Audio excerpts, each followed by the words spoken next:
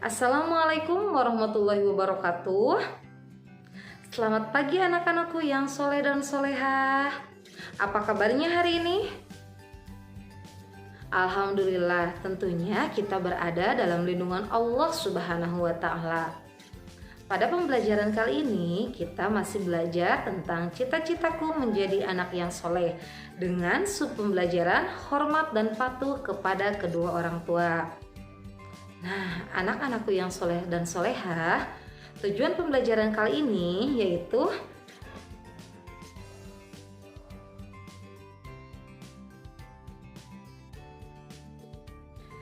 anak-anakku sekalian, pada pembelajaran kemarin kita telah belajar tentang jujur disayang Allah Subhanahu wa Ta'ala, yang mana kita harus jujur dalam kehidupan sehari-hari.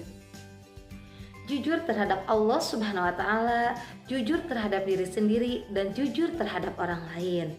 Nah, anak-anakku sekalian, untuk menjadi anak yang soleh, tentunya kita harus jujur dan tentunya juga kita harus hormat dan patuh kepada orang tua, seperti pada materi kali ini. Nah, untuk memperjelas materi kali ini, sebelum Ibu menjelaskan panjang lebar, kita simak dulu video berikut ini. Dahulu, Alqamah adalah seorang sahabat Nabi Muhammad SAW yang sangat taat. Ia tak pernah lalaikan sholat fardu ataupun sunnah. Amalan puasa dan sedekah pun tak pernah terlewatkan. Namun saat nazak di penghujung hayat, ia susah mengucapkan syahadat. Dikisahkan saat Alqamah sakit keras, istrinya mengirim utusan kepada Rasulullah SAW. Tujuannya memberi kabar bahwa suaminya sakit kritis dan sepertinya sedang menghadapi sakaratul maut. Begitu menerima kabar, Rasulullah SAW langsung mengutus Ammar, Bilal, dan Shuaib untuk menjenguk Alqamah dan mengajarinya mengucapkan kalimat tauhid, La ilaha illallah, tiada Tuhan selain Allah. Namun lisannya sahabat Alqamah keluh, tak kuasa mengucapkan kalimat tauhid. Sepertinya ada sesuatu yang aneh dan janggal. Akhirnya mereka kembali memberitahukan hal itu kepada Rasulullah SAW. Beliau bertanya, apakah di antara kedua orang tuanya masih ada yang hidup? Disampaikan kepadanya, ada wahai Rasul, ibunya. Ia sudah sangat sepuh. Rasulullah SAW pun meminta, temuilah ibunya, sampaikan, jika engkau masih kuat, datanglah kepada Rasulullah. Jika tidak, diamlah di rumah dan Rasulullah yang akan menemuimu. Singkat cerita, utusan Rasulullah SAW pun bergegas menemuinya. Setiba di hadapan ibunda Alqamah, sang utusan menyampaikan pesan tadi. Biarlah aku sendiri yang menemui Nabi. Aku lebih berhak menemuinya, jawab ibunda Alqamah. Dengan bantuan tongkatnya, ibunda Alqamah pun berangkat menemui Nabi Muhammad SAW. Setibanya, ia mengucapkan salam dan dijawab oleh Nabi SAW. Kemudian baginda Nabi bertanya, wahai ibunda Alqamah, jujurlah kepadaku. Jika berbohong, wahyu Allah akan turun kepadaku. Bagaimana keadaan anakmu? Ia menjawab, wahai Rasul, anakku itu rajin sholat, rajin puasa, dan banyak sedekah. Lantas bagaimana keadaanmu kepadanya? Desak Rasulullah SAW. Aku tidak suka kepadanya, karena ia lebih mementingkan istrinya dan durhaka kepada aku. Berarti murka sang ibunda yang membuat Alqamah terhalang mengucapkan syahadat, ungkap Rasulullah SAW. Kemudian baginda Nabi SAW berkata kepada Bilal, hai Bilal, kumpulkanlah kayu bakar sebanyak-banyaknya. Untuk apa ya Rasul? Sela ibunda Alqamah, aku akan membakar Alqamah. Wahai Rasul, dia itu anakku. Hatiku tetap tak tega melihatmu membakar tubuhnya, apalagi dilakukan di depan mataku sendiri, rajuk ibunda Alqamah. Wahai ibunda Alqamah, azab Allah itu lebih berat dan lebih kekal. Jika kau ingin Allah mengampuninya, maka ridhoilah dia. Demi zat yang menggenggam jiwaku, sholat, puasa, dan sedekah Alqamah tidak ada manfaatnya selama engkau masih murka kepadanya, kata Rasulullah SAW panjang lebar. Wahai Rasulullah, di hadapan Allah, para malaikatnya, dan seluruh kaum muslimin yang hadir, aku bersaksi bahwa aku meridhoi anakku Alqamah, ikrar sang ibunda. Kali ini Nabi SAW kembali memerintahkan Bilal. Hai Bilal, pergilah dan lihatlah Alqamah. Apakah dia sudah bisa mengucapkan la ilaha illallah atau belum? Siapa tahu ibunda Alqamah mengucapkan sesuatu yang tidak sesuai dengan isi hatinya karena malu kepadaku. Tak berpikir panjang, Bilal pun menuju rumah Alqamah. Dari luar rumah, dirinya mendengar Alqamah mengucap, La ilaha illallah. Setelah itu, Bilal masuk ke dalam rumah dan menyampaikan, Wahai semua yang hadir, sesungguhnya murka sang ibundalah yang membuat lisan Alqamah terhalang mengucapkan syahadat. Setelah ibunya ridho, barulah lisan Alqamah ringan mengucapkannya. Pada hari itu juga, Alqamah mengembuskan napas terakhir. Tersiar kabar kematiannya. Rasulullah SAW pun hadir bertakziah. Beliau memerintahkan agar jenazahnya segera dimandikan dan dikafani. Usai dikafani bersama para sahabat, beliau mensolati jenazahnya. Pada saat pemakaman, baginda Nabi SAW berdiri di pinggir lubang kubur dan berpidato. Wahai kaum Muhajirin dan Ansor, siapa saja yang mementingkan istrinya daripada ibunya, maka laknat Allah, para malaikat dan seluruh manusia adalah untuknya. Allah tidak akan menerima kebaikan dan keadilannya kecuali ia bertobat kepada Allah, memperbaiki sikapnya kepada ibu dan berusaha mengejar ridhonya. Sesungguhnya ridho Allah berada pada ridho ibu. Murka Allah juga berada pada murka ibu. Dari petikan kisah di atas dapat ditarik beberapa pelajaran. Alqamah ialah gambaran seorang yang mementingkan istri tapi lalai memenuhi hak orang tua. Alqamah seorang yang taat beribadah, sholat, puasa, dan sedekah tak luput ditunaikannya. Namun sikap buruknya pada sang ibunda membuatnya terhalang dan berat mengucapkan syahadat saat sakaratul maut.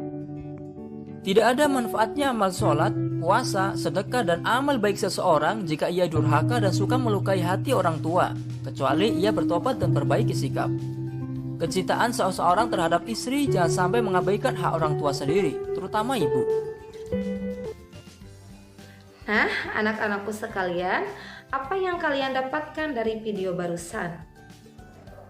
Betul, dalam video barusan terdapat seseorang yang ahli ibadah, tetapi ketika di akhir ajalnya susah untuk menyebutkan kalimat-kalimat Allah Subhanahu wa Ta'ala. Kenapa begitu? Karena beliau adalah seseorang yang durhaka terhadap orang tuanya, yaitu durhaka terhadap ibunya. Hormat dan patuh kepada kedua orang tua merupakan kewajiban bagi setiap anak. Perilaku hormat dan patuh kepada kedua orang tua dapat dilakukan dengan berbuat baik kepada mereka. Begitu pentingnya berbuat baik, Rasulullah SAW bersabda bahwa Allah menilai seseorang anak berdasarkan penilaian kedua orang tuanya. Apabila orang tuanya ridho, Allah pun akan ridho, dan sebaliknya apabila orang tuanya tidak ridho, Allah pun akan murka kepadanya. Maka dari itu kita harus hormat dan patuh kepada kedua orang tua. Apa itu orang tua? Orang tua terdiri atas ayah dan ibu. Merekalah yang mengurus kita sedari kecil sampai sekarang ini. Merekalah yang wajib kita patuhi dan hormat.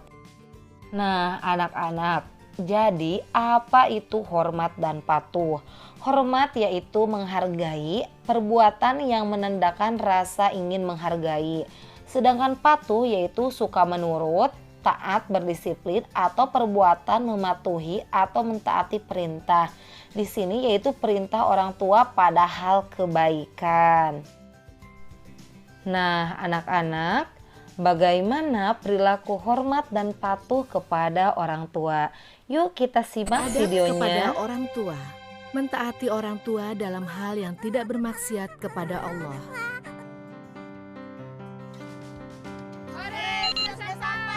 Ingat Abdi, kalau sudah jam 5, kamu harus pulang ya. Teman-teman, maaf ya, aku pamit dulu.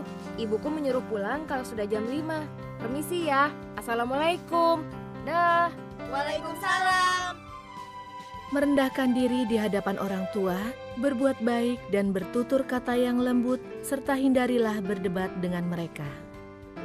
Meminta izin kepada mereka bila kita hendak pergi. Membantu ayah dan ibu menyelesaikan pekerjaan-pekerjaan di rumah. Janganlah mencaci, bahkan berkata atau kepada orang tua.